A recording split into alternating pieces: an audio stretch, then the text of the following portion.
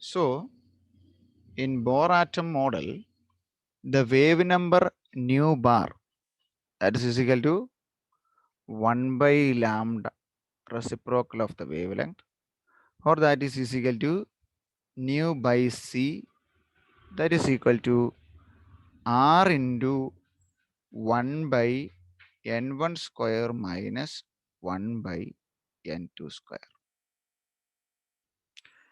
ഇനിയാണ് നമ്മൾ ഹൈഡ്രജൻ ആറ്റത്തിന്റെ സ്പെക്ട്രം വരച്ച് എക്സ്പ്ലെയിൻ ചെയ്യാൻ പോവാം.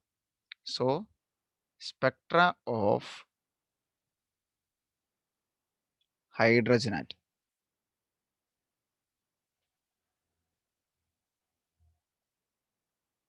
ഇപ്പൊ നമ്മളിവിടെ ആർ എന്ന് പറഞ്ഞ എന്നാ പറഞ്ഞത്? ആർഷ ആർ എന്ന് പറയുന്നത് എന്നായിരുന്നു? ആർ എന്ന് പറയുന്നതിന്റെ വാല്യൂ എന്നാ? ആറിന് നമ്മൾ എന്നാ വിളിച്ചുകൊണ്ടിരുന്നേ? R is a Rydberg constant. Rydberg constant, and its value is equal to 1.091 into 10 raised to 7 meter raised to minus 1. ഇനി നമ്മൾ ഇവിടെ പറഞ്ഞു ന്യൂ ബാറിന്റെ value r into 1 by n1 square minus 1 by n2 square ആണ്. ഇപ്പം എന്ന് പറഞ്ഞാൽ നമ്മൾ എന്നാ പറഞ്ഞേ? എന്ന് പറയുന്നത് പ്രിൻസിപ്പൽ ക്വാണ്ടം നമ്പർ ആയിരുന്നു.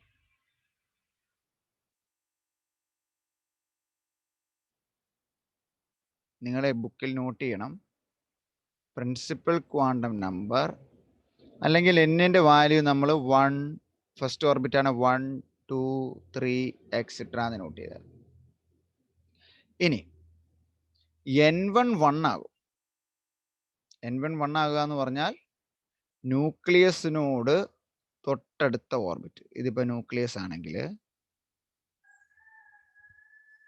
ന്യൂക്ലിയസിനോട് ഏറ്റവും അടുത്ത് കിടക്കുന്ന first orbit n equal to 1, അടുത്ത ഓർബിറ്റ് n ഈക്വൽ ടു 2, അടുത്ത ഓർബിറ്റ് n ഈക്വൽ ടു 3. ഇതിന് മുഴുവൻ സർക്കിൾ വരയ്ക്കാം കേട്ടോ. ഞാനിപ്പം ഇട കുറവായതുകൊണ്ട് n ഈക്വൽ ടു 4. അപ്പം n1 എന്നത് 1 ആകുകയും n2 എന്നുള്ളത് 2 3 4 ഏത് സംഖ്യ ആകുകയും ചെയ്താൽ ആ സീരീസിനെ, ആ സ്പെക്ട്ര സീരീസ് ഓഫ് ലൈൻസിനെ നമ്മൾ വിളിക്കുന്ന പേരാണ് ലൈമൻ സീരീസ്. നേരത്തെ പഠിച്ചിട്ടുള്ളതാണോ? പ്ലസ് ടു നിങ്ങൾ പഠിച്ചിട്ടുള്ളതല്ലേ ലൈമൻ സീരീസ്? മോളത്തെ ഇക്വേഷൻ എങ്ങനെയാകും? Nu bar is equal to r into 1 by 1 square അല്ലേ? 1 മൈനസ്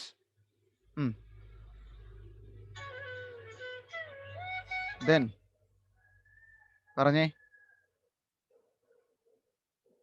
1 by n2 സ്ക്വയർ. അവിടെ n2 ഏതൊക്കെയാകാം? n2 എന്ന് പറയണത് 2 3 4 5 എക്സെട്ര ഏത് വേണേലും ആവും. അപ്പോൾ ഇവിടെ 1 by 1 square minus 1 by 2 square or 1 by 1 square minus 1 by 3 square, അങ്ങനെ വരുന്ന എല്ലാ സ്പെക്ട്രൽ ലൈനെയും നമ്മൾ വിളിക്കുന്നവരാണ് ലൈമൻ സീരീസ്. ഇത് തരുന്നത് യു വി റീജിയനിലാണ്. ഇത് തരുന്ന ലൈറ്റിന്റെ വേവ് ലെങ്ത് എന്ന് പറയുന്നത് യു വി റേഞ്ച്. അത് നമ്മൾ radio wave, microwave, IR, UV, visible എന്നൊക്കെ പറയല്ലേ. അതിനകത്ത് യു വി റേഞ്ചിലായിരിക്കും ലൈമൻ സീരീസിന്റെ സ്പെക്ട്രം കിട്ടുന്നത്. അപ്പോൾ ഇതിനകത്ത് തന്നെ നമ്മളിങ്ങനെ വരച്ചു നോക്കുകയാണെങ്കിൽ ഇവിടുന്ന് 2 വേണേൽ 1 വരാം, 3 വേണേൽ 1 വരാം, 4 വേണേൽ 1 വരാം. കണ്ടോ? അതാണ് ലൈമൻ സീരീസ്. വളരെ എളുപ്പമാണ് മനസ്സിലാക്കാൻ. ഇനി ഇതിനകത്ത് 1 എന്നുള്ളത് 2 ആയാൽ അപ്പോൾ എങ്ങനെയാവും ഇക്വേഷൻ? പറഞ്ഞേ ഉണ്ണിമായ. ഇതിനകത്ത് 1 എന്നുള്ളത് 2 ആയാൽ എങ്ങനെ ഇക്വേഷൻ ആകും? Nu bar is equal to Balmer series. Nu bar is equal to r into 1 by 1 സ്ക്വയറിന് പോലെ എത്രയാവും? 2 square minus 1 by n square n എപ്പോഴും 2വിനേക്കാൾ മേലുള്ള എല്ലാ സംഖ്യയും പറ്റും. n equal to 3, 4, 5, 6 etcetera. അപ്പോൾ ഇവിടെ വരയ്ക്കുവാണെങ്കിൽ എങ്ങനെയാ പറ്റും? 3 2 പറ്റും, 4 2 പറ്റും, ഒരു 5 ഉണ്ടെങ്കിൽ 5 2 പറ്റും. So that is the Balmer series. Balmer series തരുന്നത് വിസിബിൾ റീജിയനിലാണ്.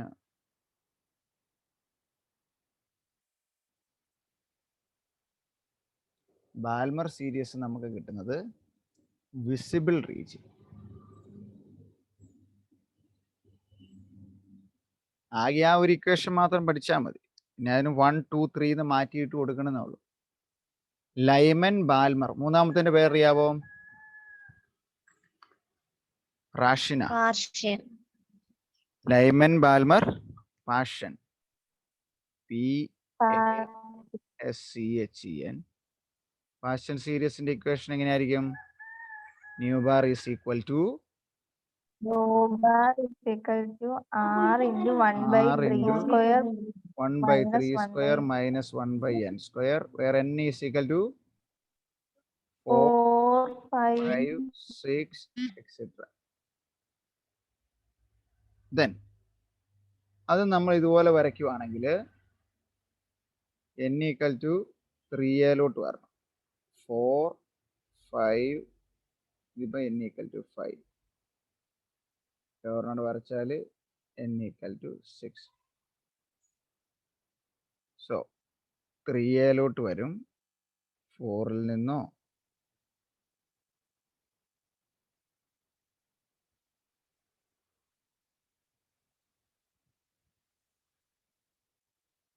കണ്ടോ, ഇങ്ങനെ വരച്ചാൽ മതി സ്പെക്ട്രം വരയ്ക്കാൻ ചോദിച്ചാൽ. ഇനി വേണ്ട, ഇങ്ങനെ സർക്കുലറായിട്ട് നിങ്ങൾക്ക് വരയ്ക്കാൻ പറ്റിയില്ലെങ്കിൽ ലൈൻ സ്പെക്ട്രം തന്നെ വരച്ചാൽ മതി. അത് കുറച്ചുകൂടി എളുപ്പമാണ്. ഇവിടെ നോക്കി, ഏറ്റവും താഴത്തെ ലെവല് ബ്ലാക്ക് ലൈൻസ് വരയ്ക്കാം എളുപ്പം. ഏറ്റവും താഴത്തെ ലെവല് മുകളിലോട്ട് പോകുമ്പോൾ വിഡ്ത്ത് കുറഞ്ഞ് വരും. അതിൻ്റെ കാര്യം എന്നാന്ന് ഞാൻ പറഞ്ഞുതരാം. 1 2 3 4 5 6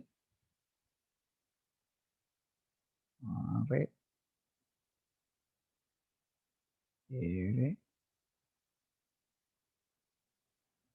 8 9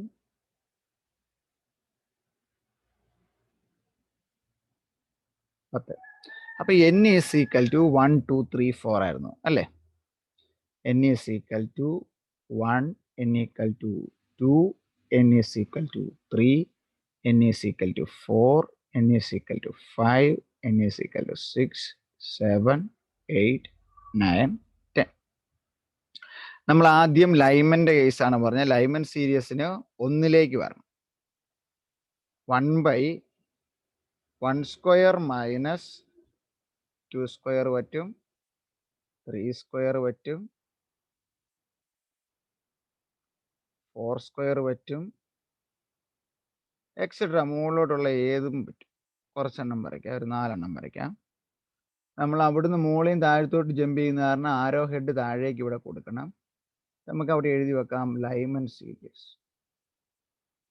അങ്ങനെയെങ്കിൽ അടുത്തത് എങ്ങനെയായിരിക്കും? Balmer. n is equal to 2വിലേക്ക് വരും. Balmer series.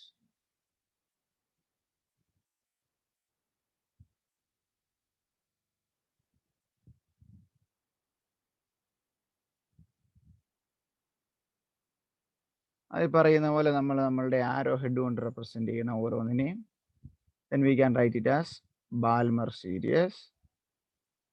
Third one, Paschen series.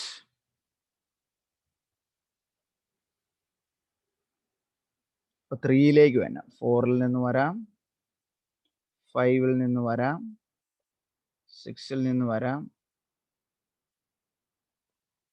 7ൽ നിന്ന് വരാം, 8ൽ നിന്ന് വരാം, എവിടെ നിന്ന് വേണേലും വരാം.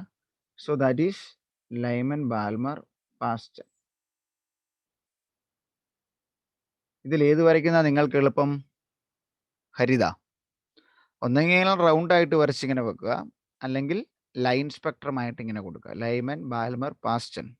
ഹരിത, ഹരികുമാർ കേൾക്കാവോ താങ്കൾക്ക്? ഹലോ ഹരിത, കേൾക്കാം സർ. ആ ചോദിക്കുന്നതിന് രണ്ടാമത് ചെയ്തേ സർ, അങ്ങനെ പഠിച്ചിട്ടുള്ളേ നേരത്തെ. ആ ഇതിപ്പോ ഇങ്ങനെ വരച്ചു കഴിഞ്ഞാൽ വേറെ വ്യത്യാസമൊന്നുമില്ല. ഇത് ന്യൂക്ലിയസ് N1 2 3 എന്ന് പറയുന്നു. Okay, Lyman, Paschen, Lyman, Balmer, Paschen, Brackett. അടുത്തത് ഏതായിരിക്കും അതിന്റെ ഇക്വേഷൻ ആകാം? ബ്രാക്കറ്റ് സീരീസിന്റെ nu bar is equal to R into 1/4 square minus 1/n square. അപ്പൊ നമ്മുടെ സ്പെക്ട്രൽ ലൈൻസ് എങ്ങനെ വരും? 4ലേക്ക് വരും. 5ൽ നിന്ന് വരാം,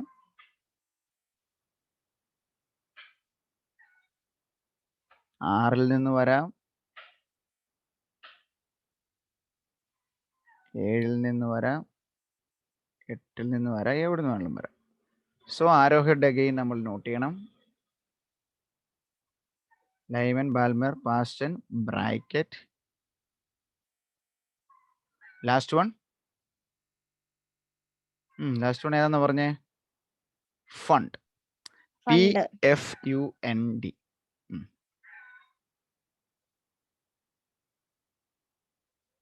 അത് 1/5 സ്ക്വയർ ആവും. 1/4 സ്ക്വയറിന് പകരം 5 സ്ക്വയർ ആകും. അതിന് മുകളിലോട്ടുള്ള ഏത് എനർജി ലെവലിന് വേണേലും അതിന് വരാം. So that is Pfund. ഓ, മഞ്ഞുകൊണ്ട് എഴുതിയാൽ കാണത്തില്ലല്ലേ? So Pfund PFUND, Pfund series, that is equal to nu bar equal to R into 1/5 square minus 1/n square. ഇനി നമ്മൾ ഇത് പറഞ്ഞ പോലെ ഓരോന്നും ഏത് റീജിയനിലുള്ള സ്പെക്ട്ര തരുന്നത്. ലൈമിന് എവിടെയാ തരുന്നതെന്ന് പറഞ്ഞേ? UV റീജിയൻ അല്ലേ? ഇത് UV,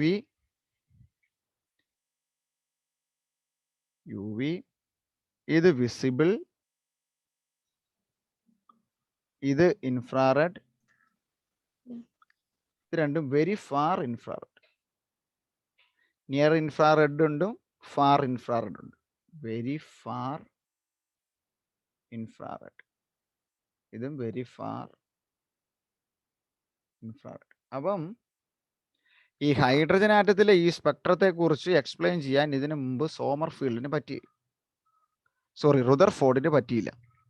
അങ്ങനെ റുദർഫോർഡ് ആറ്റത്തിന് ശേഷം നീൽസ് ബോർ ഹൈഡ്രജൻ ആറ്റത്തിന്റെ സ്പെക്ട്രം ഇങ്ങനെ എക്സ്പ്ലെയിൻ ചെയ്തു. That is in terms of wave number. മനസ്സിലായോ? അതനുസരിച്ചുള്ള ഓരോ സ്പെക്ട്രവുമാണ് ഇപ്പോൾ വരച്ചു തന്നത്. Lyman, Balmer, Paschen, Brackett, Pfund series. Energy level diagram of in hydrogen spectra, അങ്ങനെ കൊടുക്കാം. Energy level diagram.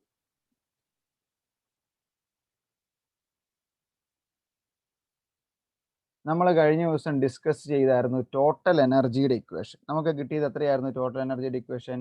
Ashna, total എനർജിയുടെ ഇക്വേഷൻ ആയിരുന്നു മൈനസ് ഒന്ന് പറയാം. Minus M e raised to 4 by minus ME raised to 4Z square divided by by 8 pi epsilon 0 square h square. 8 pi ഒക്കെ വെട്ടിപ്പോയില്ലായിരുന്നോ? Pi ഇല്ല. Epsilon 0 square 8 epsilon 0 square h square into 1 by n square h square, അല്ലെങ്കിൽ h square into 1/n square എഴുതി. That is equal to minus ME raised to 4Z square divided by 8 epsilon 0 square h square into 1/n square. ഇങ്ങനെയല്ലേ എഴുതിയിരുന്നേ? ഇതിൽ നോക്കി hydrogen atom എന്ന് പറയുമ്പോൾ Z എത്രയാകും?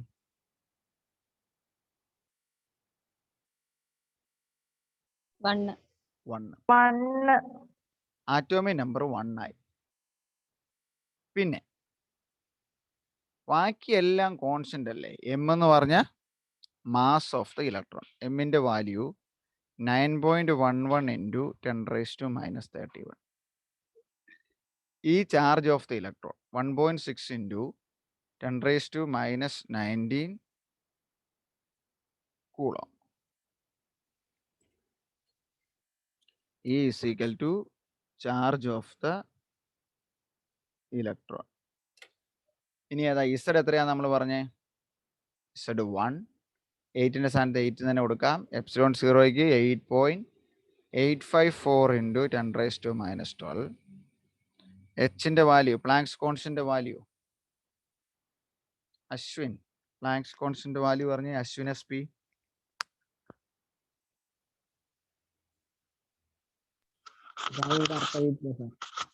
എന്നാലും അറിയാവോ ഏകദേശം 6.626 or 625 ഇൻറ്റു 10⁻⁻35. അപ്പം നമുക്ക് ഇതിനകത്ത് ഈ വാല്യൂ എല്ലാം ഇട്ട് കൊടുക്കാം. അപ്പം നമുക്ക് കിട്ടുന്ന ആൻസർ ഇതാണ്, -13.6 -13.6 ഇലക്ട്രോൺ വോൾട്ട്, പിന്നെ ഈ 1/n² എന്നുള്ള value n². So the energy of the nth orbit En is equal to -13.6 electron volt divided by n². ഇനിയാണ് വളരെ രസകരമായി ഇത് എക്സ്പ്ലെയിൻ ചെയ്യാൻ പറ്റുന്നത്. n is equal to 1 ആയാൽ, E1 എത്രയായിരിക്കും? -13.6/1² അല്ലെങ്കിൽ -13.6 തന്നെ വരും അല്ലേ? n equal to 2 ആയാലോ? E2 is equal to -13.6 divided by 2². That is equal to -13.6 divided by 4. എത്രയാണെന്ന് ചെയ്തേ? n is equal to 3 അങ്ങനെ കണ്ടുപിടിക്കാം. n is equal to 3. E3 is equal to -13.6 electron volt divided by 9. അടുത്തതിൻ്റെ E4 is equal to -13.6 divided by 16. അടുത്ത E5ൻ്റെ -13.6 divided by 25. Calculator എടുത്ത് ചെയ്ത എല്ലാവരും 0.54 ആണല്ലോ എനിക്ക് കിട്ടിയേ. E6 താങ്കൾ ചെയ്ത കേട്ടോ. E6 -13.6 അതാണ് -0.38. അപ്പൊ നോക്കിക്കേ, E1 is equal to -13.6 divided by 1² divided by 2² ചെയ്ത് കഴിയുമ്പം കണ്ടോ ഗ്രൗണ്ട് ലെവലിന്റെ എനർജി എത്രയാ? -13.6. പിന്നെ ഇത് അകലെ എത്രയാണ്? -3.4 വരെ. 13 3 ഏകദേശം 10 ഇലക്ട്രോൺ വോൾട്ടിന്റെ അകലം. പിന്നെ നോക്കിയാൽ 3 1 പോയി കഴിഞ്ഞാൽ 2 ഇലക്ട്രോൺ വോൾട്ടിന്റെ അകലേ ഉള്ളൂ അല്ലേ അടുത്ത ലെവലിലേക്ക്. അപ്പൊ ഇത് -1.5. ഇതെത്രയാകും? -0.85 -0.54 -0.38. കണ്ടോ? ഇതുകൊണ്ടാണ് ഈ സ്പെക്ട്രൽ ലൈൻ ഞാൻ മുമ്പേ വരച്ചപ്പോലെ അടുത്തടുത്തടുത്ത് വരയ്ക്കാൻ കാരണം. സോ ഈ ഒരു എനർജി ലെവൽ മാത്രം, ഈ ഏറ്റവും ലോവറിലെ ഈ ഒരു എനർജി ലെവലിനെ നമുക്ക് ഗ്രൗണ്ട് ലെവൽ എന്നും ഇതിനെ എല്ലാത്തിനെയും നമുക്ക് എക്സൈറ്റഡ് സ്റ്റേറ്റ്സ് എന്നും വിളിക്കാം. ഇലക്ട്രോൺ താഴേന്ന് മുകളിലേക്ക് ജമ്പ് ചെയ്യുന്നു. എക്സൈറ്റഡ് ലെവൽസും ഇത് ഗ്രൗണ്ട് ലെവലും. ക്ലിയർ അല്ലേ? ബോർ ആറ്റം മോഡലിൽ നിന്ന് ഹൈഡ്രജൻ ആറ്റം സ്പെക്ട്രം വരെ എക്സ്പ്ലെയിൻ ചെയ്തു. പക്ഷേ ബോർ ആറ്റം മോഡലും പിന്നീട് പരാജയപ്പെടുകയാണ് ചെയ്തത്. കാരണം ഇതാണ്, ഇത് ചെയ്തു വന്നപ്പം നമ്മളിപ്പോൾ ബാൽമർ സീരീസ് എന്ന് പറഞ്ഞില്ലേ ഇവിടെ, ബാൽമർ സീരീസ് അല്ലേ? ബാൽമർ സീരീസിന്റെ ഇക്വേഷൻ എങ്ങനെയായിരുന്നു?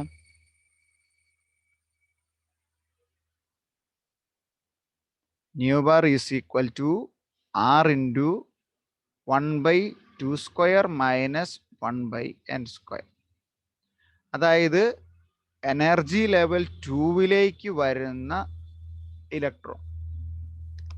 ബാൽമർ സീരീസിന്റെ സ്പെക്ട്രം ശരിക്കും പറഞ്ഞാൽ പിന്നീട് മൈക്കൽസൺ ഇന്റർഫെറോമീറ്റർ എന്നൊക്കെ കേട്ടിട്ടുണ്ടോ? മൈക്കൽസൺ എന്ന് പറയുന്ന സയന്റിസ്റ്റ് ആണ് ഹൈ ഫൈൻ സ്പെക്ട്രം കാണുന്ന സ്പെക്ട്രോമീറ്റർ ഉപയോഗിച്ച് നോക്കിക്കഴിഞ്ഞപ്പം ഈ ബാൽമർ സീരീസിൽ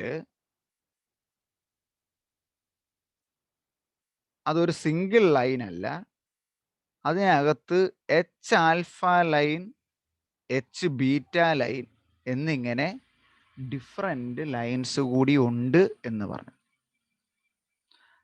ആരാണ് പറഞ്ഞത്? അത് കണ്ടുപിടിച്ചത് ഈ പറയുന്ന സ്പെക്ട്രോഫോട്ടോമീറ്റർ അല്ലെ സ്പെക്ട്രോമീറ്റർ ഉപയോഗിച്ചാണ്. അത് ഇൻട്രൊഡ്യൂസ് ചെയ്ത സയന്റിസ്റ്റ് ആണ് സോമർഫീൽഡ്.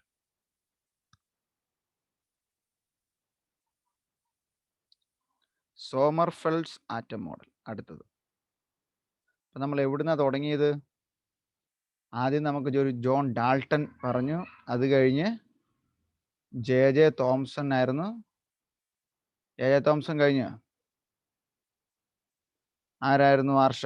ജെ തോംസൺ കഴിഞ്ഞു.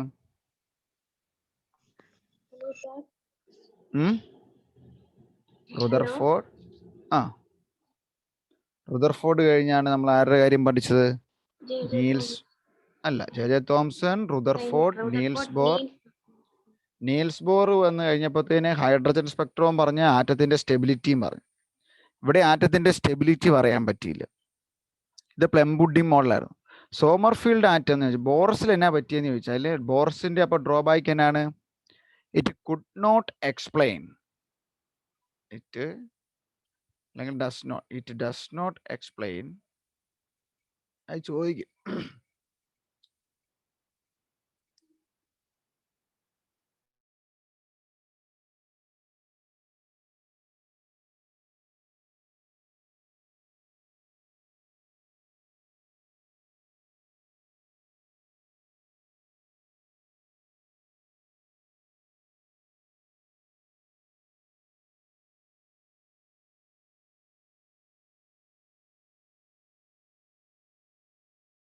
ഇതായിരുന്നു നമ്മളുടെ ബോർ ആറ്റം മോഡൽ പരാജയപ്പെടാൻ കാരണം. ബോർ ആറ്റം മോഡലിലെ ബാൽമർ സീരീസിൽ ഒന്നിൽ കൂടുതൽ ലൈൻസ് ഉണ്ടായിരുന്നു. അതിന് എച്ച് ആൽഫ, എച്ച് ബീറ്റ വേണം, എച്ച് ഗാമ എന്നായിരിക്കും. Alpha lines, beta lines, gamma lines. ഈ ലൈനുകൾ ബാൽമർ സീരീസിലുണ്ടായിരുന്നു. പക്ഷെ നമ്മൾ അവിടെ പറഞ്ഞപ്പോൾ നേരെ ബാൽമർ സീരീസിൽ അണ്ടൗട്ടിലോട്ട് സ്ട്രെയിറ്റ് ലൈൻ വരുന്നത് മാത്രമേ വരച്ചുള്ളൂ. അതിനകത്ത് വീണ്ടും സ്പ്ലിറ്റിംഗ് ഉണ്ടെന്ന്. ആ രണ്ടെന്ന് പറഞ്ഞ ലൈനകത്ത് തന്നെ വീണ്ടും സ്പ്ലിറ്റിംഗ് ഉണ്ടെന്ന് നമ്മൾ പറഞ്ഞില്ല. അതുകൊണ്ടാണ് നമുക്ക് ആ സ്പെക്ട്രത്തെക്കുറിച്ച്, അല്ലെങ്കിൽ fine structure H alpha, H beta, H gamma എങ്ങനെയുള്ള ഫൈൻ സ്പെക്ട്രൽ ലൈൻസിനെ കുറിച്ച് ബോർ ആറ്റം മോഡലിന് എക്സ്പ്ലെയിൻ ചെയ്യാൻ പറ്റിയില്ല. അതിനുശേഷം അത് എക്സ്പ്ലെയിൻ ചെയ്തതാണ് ഏതാറ്റം model? Sommerfeld's atom model. So next we are going to discuss Sommerfeld's atom model. അപ്പൊ ഇദ്ദേഹത്തിന്റെ ഫസ്റ്റ് കണ്ടുപിടുത്തം എന്നായിരുന്നു? H alpha, H beta and H gamma. Spectral lines in the hydrogen spectra are not single. H gamma line spectra in the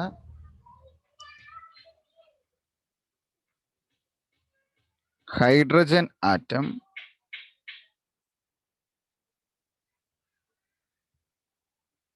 are not single. അതൊരു single line അല്ല എന്ന് Sommerfeld atom model പറഞ്ഞു. ഇനി പിന്നെ അദ്ദേഹം പറഞ്ഞത് ഓരോ spectral line, each spectral lines are consisted of very close line packets, അല്ലെങ്കിൽ ഒരുപാട് ലൈനുകൾ പാക്ക് ചെയ്തിരിക്കുന്ന. ഇപ്പൊ എച്ച് ആൽഫ എന്ന് പറയുന്നത് എടുക്കുവാണെങ്കിൽ ഇങ്ങനെ വരച്ചാൽ നിങ്ങൾ പരീക്ഷയ്ക്ക് അല്ല, എച്ച് ആൽഫ എന്ന് പറഞ്ഞാൽ ആക്ച്വലി അത് ഒരു ലൈൻ അല്ല, രണ്ടെണ്ണം ഉണ്ട്. അതിനിടയ്ക്ക് ഏകദേശം 0.13 ആങ്സ്ട്രോം. ആങ്സ്ട്രോം എന്ന് പറഞ്ഞാൽ 1 ആങ്സ്ട്രോം എന്ന് പറഞ്ഞു കഴിഞ്ഞാൽ 10⁻⁻10 അത്രയും മീറ്റർ. അത്രയും ചെറിയ അകലത്തില് ബാൽമർ സീരീസിൽ 2 ലൈൻസ് ഉണ്ട് എന്ന് പറയാൻ ആർക്ക് പറ്റി? ഈ സോമർഫീൽഡ് ആറ്റം മോഡലിൽ പറ്റി. So H alpha line can be resolve into 2 close components with wavelength difference 0.13 angstrom. ഇത് തമ്മിലുള്ള വേവ് ലെങ്തിന്റെ വ്യത്യാസം 0.13 ആങ്സ്ട്രോം ആണ്. And this is called the fine structure of the spectral line. So Sommerfield atom model explained the fine structure of the spectral lines.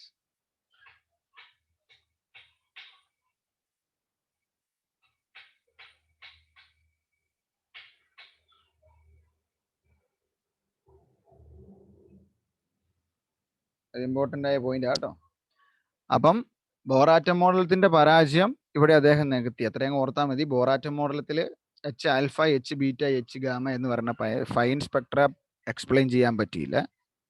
ഇവിടെ പക്ഷേ the fine spectra Sommerfeld atom മോഡലിൽ explain ചെയ്യാൻ പറ്റി.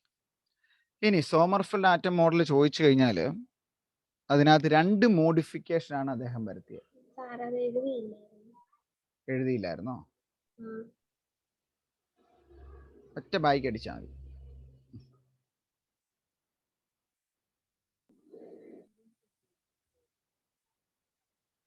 ഇതിനു മുമ്പ് നമ്മൾ പഠിച്ചത് ആറ്റം സർക്കുലർ ആണെന്നല്ലേ നീൽസ് ബോർ പറഞ്ഞത്. പക്ഷെ അവിടുന്ന് മാറി. സോമർഫീൽഡ് ആറ്റം മോഡലിന്റെ ഫസ്റ്റ് പോയിന്റ് ഇതായിരുന്നു. In an atom the electrons revolve around the nucleus in an elliptical orbit. Orbit എങ്ങനെയാണെന്ന് അദ്ദേഹം പറഞ്ഞത്? എലിപ്റ്റിക്കൽ ഓർബിറ്റ് ആയിരിക്കും. And the nucleus is at one of its foci. Nucleus, ആ എലിപ്സിന്റെ nucleus is at one of its foci. Foci എന്ന് പറഞ്ഞാൽ ഫോക്കസിന്റെ plural കേട്ടോ. അതായത് ഒരു എലിപ്റ്റിക്കൽ ഓർബിറ്റ് ആണെന്ന് പറഞ്ഞു. ഇങ്ങനെ എലിപ്റ്റിക്കൽ ഓർബിറ്റ് ആണെങ്കിൽ നിങ്ങൾക്കറിയാവോ, അതിന് 2 ഫോക്കസ് പറ്റും. ഇവിടെ ഒരു ഫോക്കസ് ഉണ്ട്. ഒന്നെങ്കിൽ ഇവിടെ ഇരിക്കാം ന്യൂക്ലിയസിന്, അല്ലെങ്കിൽ ഇവിടെ ഒരു ഫോക്കസ് ഉണ്ട്. ഓക്കെ, ഈ 2 ഫോക്കസിലൂടെ കടന്നു പോകുന്ന ഈ ആക്സിസ് നമ്മൾ വിളിക്കുന്ന പേരാണ് മേജർ ആക്സിസ്. അതുപോലെ ഇതിലെ കടന്നു പോകുന്ന ആക്സിസിനെ നമ്മൾ വിളിക്കുന്ന പേര്, ഈ ലെങ്തിനെ നമ്മൾ വിളിക്കുന്ന പേരാണ് മൈനർ ആക്സിസ്. എനിക്ക് ഇവിടെ ആവശ്യമുണ്ട് കേട്ടോ. ദിസ് ഈസ് മേജർ ആക്സിസ്, ഇത് മൈനർ ആക്സിസ്, ഇത് ന്യൂക്ലിയസ്. ഒരെണ്ണം വരച്ചാൽ മതി. മുമ്പേ ഞാൻ പറഞ്ഞ പോലെ ഒരു ന്യൂക്ലിയസ് വരച്ചാൽ 2 ന്യൂക്ലിയസ് വരയ്ക്കേണ്ട കാര്യമില്ല. So this is 1 nucleus and the electron revolving around it. Electron ഇതിന്റെ ചുറ്റും കറങ്ങിക്കൊണ്ടിരിക്കുക. അപ്പൊ ഇവിടെ ഒരു ഇലക്ട്രോൺ വരയ്ക്കാം. അപ്പൊ ഇതായിരുന്നു ഇദ്ദേഹത്തിന്റെ ആദ്യ പോസ്റ്റുലേറ്റ്. ഇത് അങ്ങോട്ട് ഇലക്ട്രോൺ വരയ്ക്കുവാണെങ്കിൽ നമുക്ക് നോക്കിയാൽ ഇവിടെ നിന്ന് ഇങ്ങനെ ഒരു സ്ട്രെയിറ്റ് ലൈൻ വരച്ചു കഴിഞ്ഞാൽ ഇവിടെ ഒരു ആംഗിൾ ഡിഫറൻസും കൂടെ വരും. ഒരു ഫൈ എന്ന് പറയുന്ന ഒരു ആംഗിൾ ഡിഫറൻസും, ഇതിന്റെ പൊസിഷൻ R ആണെങ്കിൽ R5, ഈ 2 കോർഡിനേറ്റ് അല്ലെങ്കിൽ സ്പെറിക്കൽ പോളാർ കോർഡിനേറ്റ്സ്. അങ്ങനെ കേട്ടിട്ടുണ്ടോ? ആംഗിളിന്റെ ടേമിനോട് വരുമ്പോൾ നമ്മൾ പറയുന്നതാണ് സ്പെറിക്കൽ പോളാർ കോർഡിനേറ്റ്.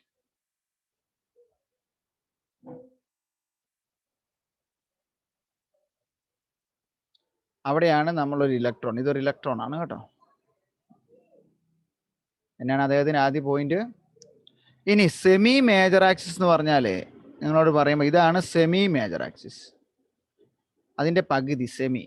ഇതാണ് സെമി മൈനർ ആക്സിസ്. ഇത് സെമി മേജർ ആക്സിസ്, ഇത് semi minor axis.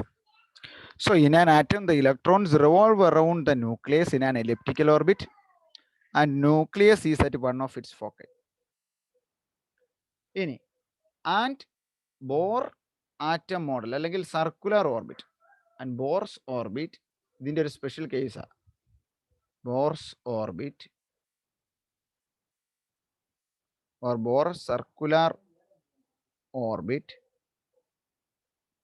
is a special case of Sommerfeld model.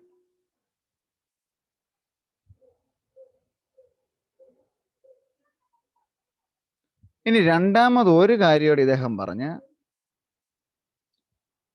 the velocity of the electron moving in an elliptical orbit varies considerably at different part of the orbit. അതായത് പല സ്ഥലത്ത് ഇലക്ട്രോണിന്റെ velocity പലതാണ്. നിങ്ങൾ Kepler theory പഠിച്ചിട്ടില്ലായിരുന്നു? കെപ്ലറിന്റെ solar സിസ്റ്റത്തിന്റെ model. അവിടെ അദ്ദേഹം പറഞ്ഞായിരുന്നു, ഇങ്ങനെ അകലെ പോകുമ്പം ഏരിയ കൂടുതൽ കവർ ചെയ്യാൻ ഇത് പെട്ടെന്ന് പോവുകയും ഇവിടെ വരുമ്പം പതുക്കെ പോവുകയും ചെയ്യുമെന്ന് പറഞ്ഞിട്ടുണ്ടായിരുന്നു. എന്ന് പറയുന്ന പോലെ ഇവിടെയും പറഞ്ഞത് ഇതാണ്, ദ സ്പീഡ് വേരി ചെയ്യുമെന്ന്. ഞാനത് പോയിന്റ് ആയിട്ട് എഴുതി തരാം, നിങ്ങൾ നോട്ട് ചെയ്തു. The velocity of the electron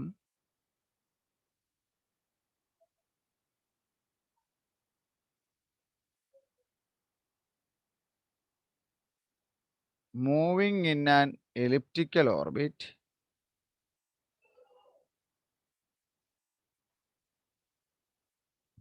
varies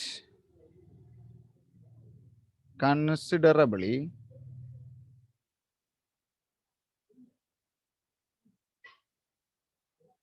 at a different part of the orbit.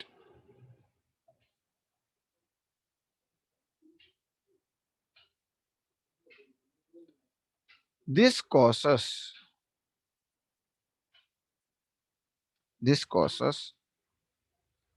relativistic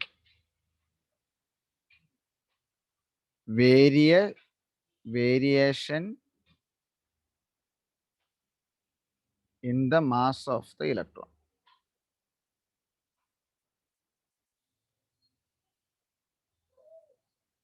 With the velocity.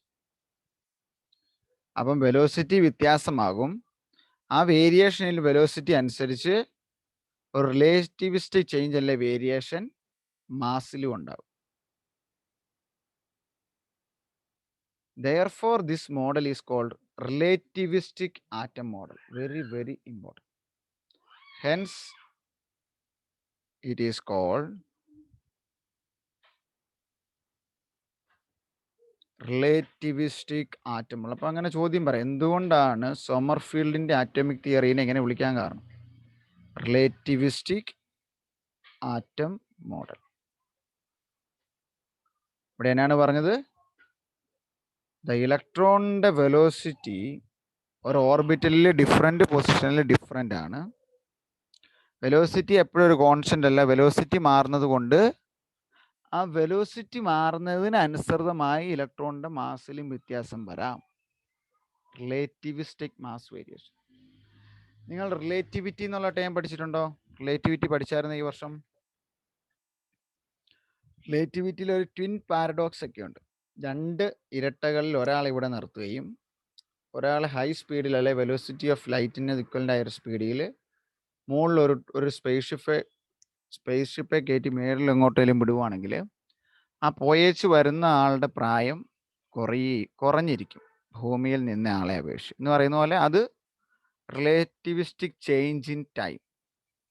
ഇവിടെ വെലോസിറ്റിക്ക് അനുസരിച്ച് there is a relativistic change in mass occurred due to the change in velocity. So this Sommerfeld atom model. The Sommerfeld atom model is called relativistic atom model.